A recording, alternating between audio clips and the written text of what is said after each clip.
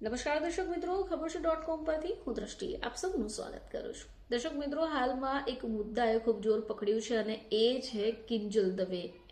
કિંજલ દવે પોતાની સગાઈ પછી ખૂબ ચર્ચામાં રહ્યા છે અને ટ્રોલ પણ થઈ રહ્યા છે.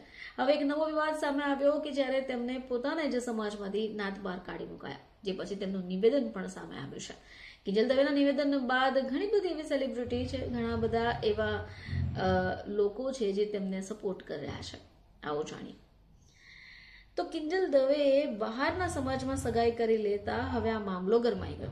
સુરત બ્રાહ્મણ સમાજના મહિલા આગેવાન અને સામાજિક કાર્યકર પ્રતિભા દેસાઈ તેમના સમર્થનમાં હાલ આવ્યા છે અને તેમણે એવું કંઈ કહ્યું છે કે ચારે બાજુ તેમના જ વાત થઈ રહી છે. તો કિંજલ દવે થોડા સમય પહેલા અભિનેતા અને બિઝનેસમેન ધ્રુવીન શાહ સાથે સગાઈ કરી. 5 ડિસેમ્બરના રોજ ગોળધાણાનો પ્રસંગ અને 6 ડિસેમ્બરના રોજ સગાઈ સેરેમની થઈ હતી. પરંતુ ધ્રુવેન શાહ બ્રહ્મ સમાજના નથી. હવે આ જ કારણે 5 પરગણા ઔદિત્ય બ્રહ્મ સમાજના આગેવાનોએ કિંજલ દવેનો સામાજિક બહિષ્કાર કરી લીધો છે.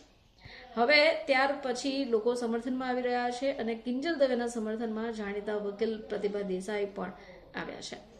તો કિંજલ દવેએ જ્યારે બહારના સમાજમાં સગાઈ કરી ત્યારે મામલો ગરમાયો અને સુરત બ્રાહ્મણ સમાજના મહિલા આગેવાન અને સામાજિક કાર્યકર પ્રતિભા દેસાઈ કિંજલ દવેના સમર્થનમાં આવ્યા છે. તેમણે જણાવ્યું કે સમાજની દીકરી છે, એણે કોઈ ખોટું કામ નથી કર્યું, તો બહિષ્કાર કેમ કરવામાં આવે છે.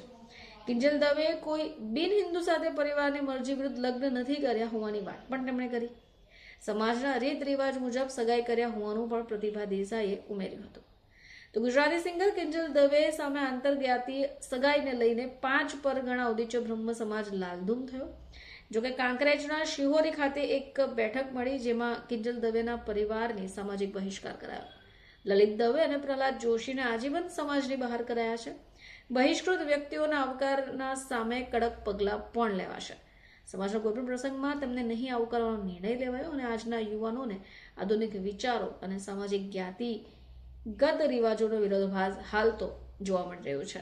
જોકે આ બધા પછી કિંજલ દવેએ પણ મૌન તોડ્યું. તેમણે પરિવારના સામાજિક બહિષ્કારની જાહેરાત બાદ કિંજલ દવેએ મૌન તોડ્યું અને પોતાનો પક્ષ રજૂ કર્યો. તેમણે પોતાના અને પરિવારના બહિષ્કાર કરનારાઓને અસામાજિક તત્વો ગણાવ્યા, જેમાં દીકરીઓને પ્રગતિ તેઓ નથી જોઈ શકતા તેવું પણ તેમણે જણાવ્યું હતું. વધુમાં તેમણે એવું કહ્યું કે હું મૌન હતી, પરંતુ વાત મારા પરિવાર અને મારા પિતા ઉપર છે. હવે મારાથી સહન નથી થઈ રહ્યું, એટલા માટે મારે બોલવું પડશે. તેમણે એમ પણ કહ્યું કે બ્રાહ્મણની કન્યા હોવાનું મને ગૌરવ છે, જેને હું શબ્દોમાં નહીં વર્ણવી શકું.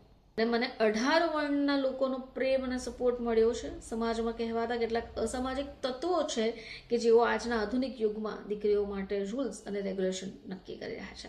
ફરીથી આપ સમક્ષ હાજર થઈશું. ત્યાં સુધી જોતા રહેજો ખબર છે .com.